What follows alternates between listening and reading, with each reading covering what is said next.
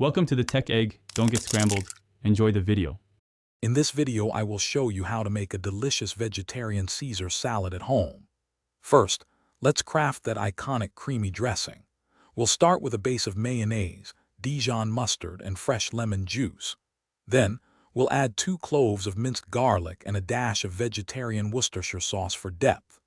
The key is to slowly drizzle in about 1/4 cup of olive oil while continuously whisking, creating a beautifully emulsified, rich dressing without any anchovies. Next up, let's make some irresistible homemade croutons. Take about 4 slices of day-old bread, cut into 1-inch cubes. Toss these with 2 tablespoons of olive oil, a pinch of salt, and a grind of black pepper. Spread them on a baking sheet and bake at 375 degrees Fahrenheit for about 10 to 15 minutes, or until they are beautifully golden brown and wonderfully crisp. Don't forget to wash and thoroughly dry your romaine lettuce. Now for the exciting part, assembling your vegetarian Caesar salad. Take 1 head of crisp romaine lettuce, torn or chopped into bite-sized pieces, and place it in a large bowl. Add your freshly baked, crispy croutons.